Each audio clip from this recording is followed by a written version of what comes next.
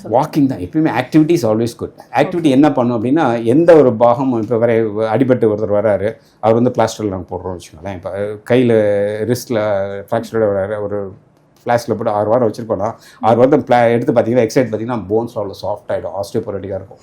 ஏன்னா போன் ஹெல்த்துக்கு muscle activity ரொம்ப ரொம்ப முக்கியம்.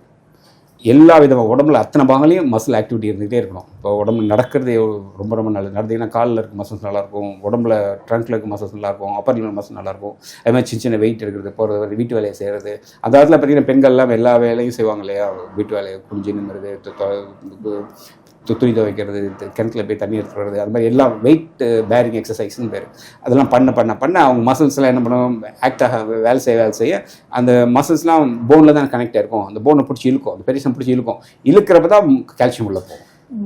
அதனால் வந்து ரொம்ப ரொம்ப நல்லது நடக்குது எல்லாருக்குமே, ஆண்களுக்கும் சரி பெண்களுக்கும் சரி. இந்த மாதிரி வேலை செய்கிறது ரொம்ப நல்லது. ஸோ இந்த நீ ரீப்ளேஸ்மெண்ட் அப்படின்னு சொல்லிட்டு இதை பற்றி யாருக்குமே அந்த சரியான ஒரு புரிதல் இல்லை சார். ஸோ அதை பற்றி எக்ஸ்பிளைன் பண்ணுங்கள் சார். இதுதான் முதுகெலும்பு.